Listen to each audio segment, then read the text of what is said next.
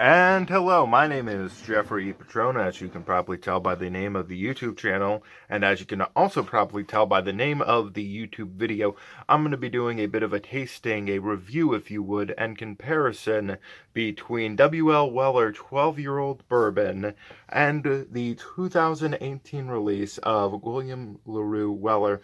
Now, both of these are released by Buffalo Trace, which is, of course, owned by Sazerac.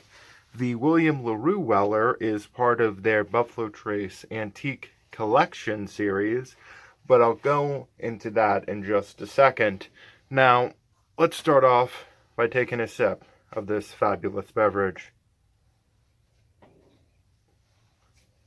Now, I'll go into more traditional tasting notes later on in the video, but this really is just one of the most classic bourbons. You get a lot of just really the classic notes, vanillas, I would say to an extent, cherry, cinnamon, nutmeg, just spicy goodness, all without the inclusion of rye. Now, for those of you not familiar, Weller is famously a wheated bourbon, or as they claim on their bottle, the original wheated bourbon. Now, as you can tell, or I hope you can tell, or surmise from what I had previously stated, the brand was started by William Larue Weller, technically. He was not a distiller at any point in his life. He was, however, a door-to-door whiskey salesperson. He lived from the years 1825 to 1899. Now I have my little handy-dandy sheet of facts over here. And it has been reported that was just sort of a little gag for myself in the editing. It was reported originally, and still somewhat to this day, that his first bourbon was released in 1849. I personally could not find any verification of this fact. I've seen a lot of people disputing it, but I haven't also seen a lot of people with any good, this is distinctly why this isn't true, just there is no evidence of it, which I am inclined to believe the fact that there's no evidence of it. But that's just a whole mess. He was releasing bourbons, he was releasing wheated bourbons, and he was releasing eventually wheated bourbons, I believe, under his own name. Although that fact, I'm pre-1900, I'm a little somewhat sketchy on my history, so don't get too angry in the comments, I hope. In 1893, a salesperson joined the William Larue experience, let's call it, and his name was Julian Van Winkle. Later on, he would be known as Pappy Van Winkle. And what ended up happening is, after William Larue Weller's death in 1899, and about 20 years after Julian Van Winkle started working with him, he and an associate bought the distillery in, I believe it's 1910, but I could be somewhat off on that date. In 1935, whatever they were working on teamed up with another company, and so the Stitzel-Weller Distillery was founded in 1935. They produced a number of whiskeys, such as the W.L. Weller line, the Weller's Cabin Still line, Old Fitzgerald, and even Rebel Yell, which some people might be surprised by. This was all fine and dandy. You even have the inclusion and start of the Pappy Van Winkle series, a select group of the best of the Weller barrels picked out by Julian Van Winkle, then his son, Julian Van Winkle Jr., and this went on until 1972. Stitzel-Weller closed in 1972, and following that, the brands sort of were split up. And ownership of Weller and the Pappy series ended up going to Sazerac, who ended up delegating the distilling end of the deal to Buffalo Trace. Now, there's a few dates that I have listed. I believe the first year Sazerac started to release products of the Weller variety and Van Winkle variety was in 1999. In 2002, I think was the year they officially moved over the distilling operations to Buffalo Trace and Sazerac from whatever variety of distilleries they had been moving here and there from for the past few years. And in 2005, after a few early starts and stops at different special releases, including, I believe, a W.L. Weller Centennial 10-year-old whiskey, although that might have been an older release, and a W.L. Weller, or maybe even just William Larue Weller 19-year-old release, we had the immersion of the Buffalo Trace Antique Collection and the William Larue Weller line in 2005. Talk about a mouthful. You know what I think I need after such a talking? Some damn good whiskey. So, on the nose, I get something that some people have referred to as lanolin. It is a fatty substance apparently found in sheep wool that is used as the base of ointments. I would describe it as almost a slightly earthy kind of dirt note.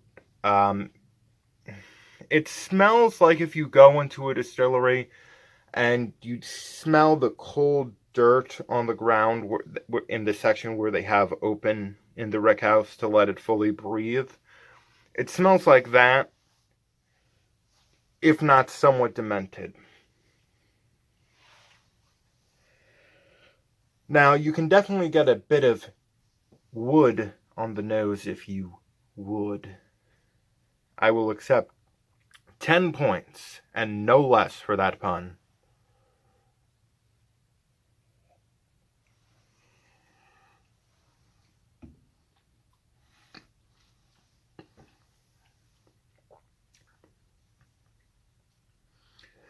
What I have found with the entire Weller series is a real presence of a cinnamon spice, which some might confuse for a rye kind of burning. I know some people have been put off by how kind of stingy the cinnamon bit can be in this particular dram. However, with that said, I know a lot of people that have been attracted to particularly the Weller 12 for its nuance. For me, at least, it's not that I don't find that, it's that I don't particularly register some notes that I think some people are getting, and in some cases, I get some particularly negative notes, although I do very much enjoy this whiskey. What I get is almost this nail polish remover, nail varnish kind of acid reflux type of sour burn in the throat afterwards. Which is odd to say because in the almost 20% higher, just for reference, William Larue Weller, the W.L. Weller 12-year-old is 45% alcohol. The William Larue Weller is 62.85% alcohol. I have none of that acid reflux burning in the William Larue Weller, but that could just be me, as bourbon is entirely subjective. Now, one of the more interesting notes I have particularly found in the W.L. Weller is this almost almond note, and it presents itself as almost like the powdered dust of almond skin, perhaps.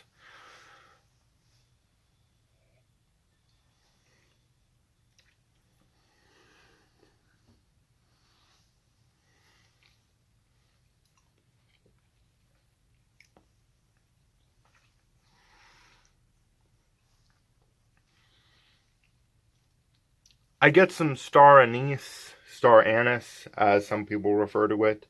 Obviously, as I mentioned earlier, vanilla, nutmeg, a wee bit of cherry, if you would. Syrup, almost like a simple syrup of sorts. I've tried my hand at making a cinnamon simple syrup, and that is very much the kind of syrup that I get from this. Green tea, and if you sit with this bourbon, I feel like you would get more out of it. I am not particularly inclined to. In terms of its price point, if you can get it for its MSRP, which is only $30, this is a buy literally everything they have. They could be like, oh, we have $100 bottles.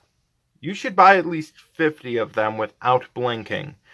However, you're not going to find it, A, in stores. B, if you do, you're not going to find it for a great price. And it's going to be well over $100, which I think is frankly bullshit. And for me personally, this is not something I would pay more than $100 on. I have and I probably will again, pay that much through intermediaries. But for me personally, I don't think it's worth the price point that you can actually find this at. But it's a damn fine whiskey, nonetheless. Now moving on to the mysterious William Larue Weller. Now, the one that was released last year, 2 years ago now technically, the 2017 release of William Larue Weller ended up being the 2019 Jim Murray Whiskey Bible Whiskey of the Year. I know some people might get confused and think it's the 2018 William Larue Weller that got the 2019 Jim Murray Whiskey. However, that was not the case. I did not buy this because I thought it was Jim Murray's #1 whiskey of the year.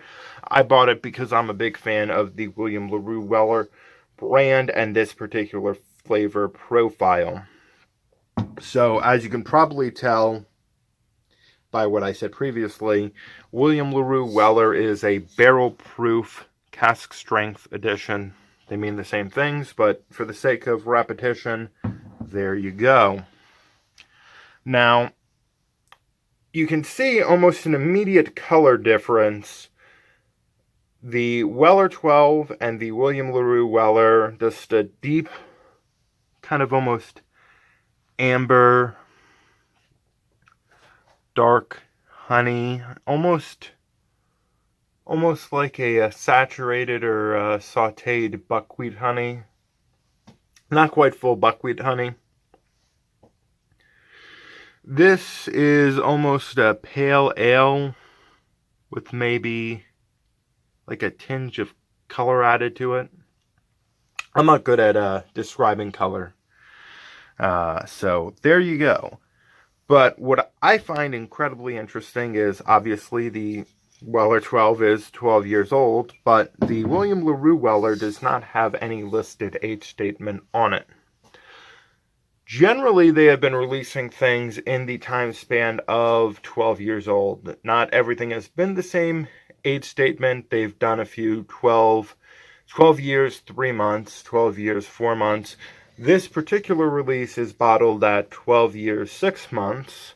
And because of the fact that it is bottled at cask strength, you do have that difference in color. I would personally say it's not a time factor necessarily, but in theory, these aren't taken from the same locations in the warehouse. But I have bored you long enough. Here's your reward. Let's watch a boring guy talk about a really exciting, explosive flavor bomb of a bourbon. Bourbon. Even on a freezing cold day like today, this really jumps out of the glass. It's a very comforting smell, to me at least.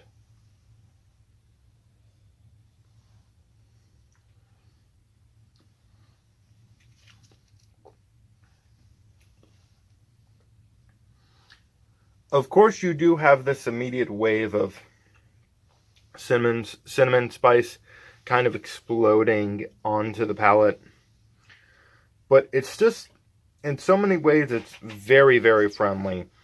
For me, at least, I do get some particularly odd notes, such as a vanilla pipe tobacco. Both pre-smoked, the aromatic of it on the nose, and then the kind of flavor of the smoke after it has been, of course, smoked. Particularly a Virginia pipe tobacco, if that makes any difference to you in the audience. I've seen people refer to a note that I cannot quite place, but I can imagine something of a berry note in here. Tree berry. No idea what that is, but if you're a big tree berry fan, boy howdy do I have a whiskey for you. This, obviously, you have cherry. I don't know what I meant by this, but I wrote down tea sweet at some point. Maybe I meant like a condensed sweet tea, because I can almost imagine that. Caramel, slick honey. I wrote sugar, spice, and everything nice. New leather. And just a tinge of nougat.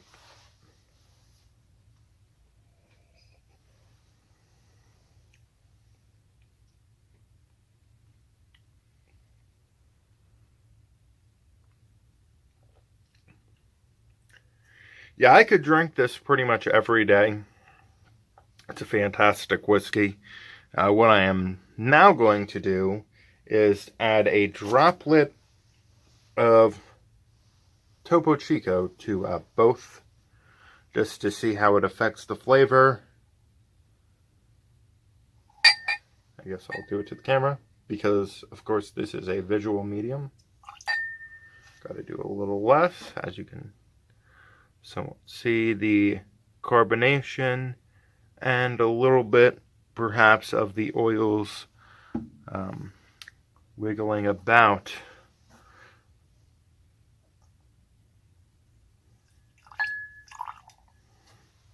Hello, I'm Greg from How to Drink. Here's some Topo Chico poured down my sleeve. And you can even see the same thing here. The color is definitely changing, as it would. I'm gonna twirl this bad boy around in the glass a little. Slowly but steady. And sort of just give it a second. Reset my palate, or as reset my palate as I possibly could in a very short time span, with a sip of refreshing Topo Chico. I will take that Coca-Cola money now. So, here are some more facts about the William Larue Weller. It was distilled in the winter of 2006. It was aged for, as I previously mentioned, 12 years and 6 months. There is not a specific day mentioned, so I'm guessing it might have been 6 complete months to the day, although that really doesn't matter. There were 149 barrels involved in this in 2018's run of William Larue Weller. There was a 56.9% evaporation loss. And drum roll, 17,179 bottles of William Larue Weller were produced. Boom. Now, the MSRP on William Larue Weller is at $99. And good luck with that shit.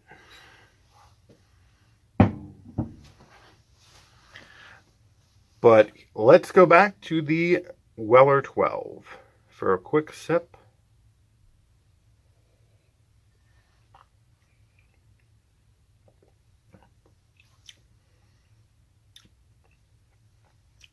It's definitely smoothed out some of the more rougher, harder edged elements of the cinnamon and nutmeg, and even gotten rid of the acid reflux type burn that I've been getting recently. Although I should note, I have also been getting sick, so my flavor and taste senses are somewhat off.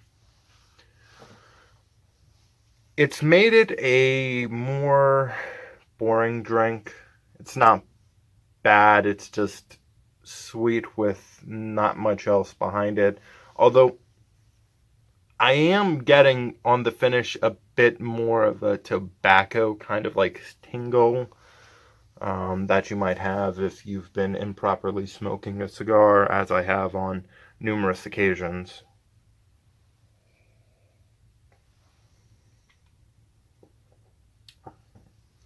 Still good.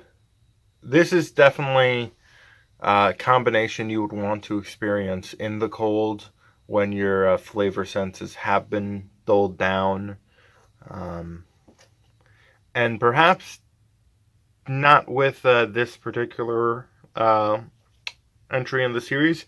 Maybe go with a store pick of the Weller 107 or even just the normal Weller 107. Or if you're feeling extra adventurous and want to go for the quote-unquote bottom entry in the series, go for the Special Reserve, which is probably much easier to find. MSRP of $19, but once again, good luck with that shit.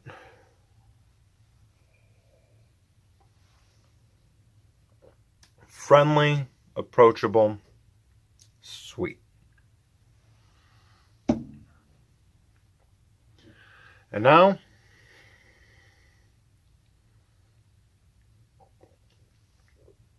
noob.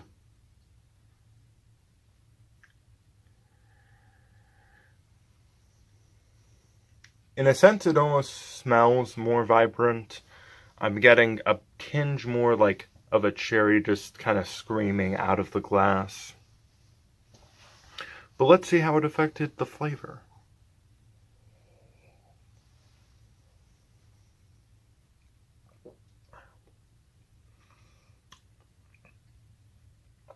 It's developed more of a buttery smoothness, kind of just sliding over the tongue. Butterscotch, to a degree, still caramel, still nougat.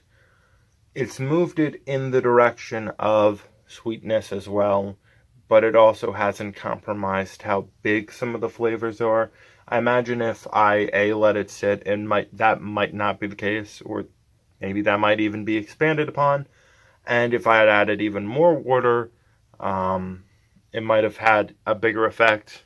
Neither of those could be true, but, I think that's about it for today.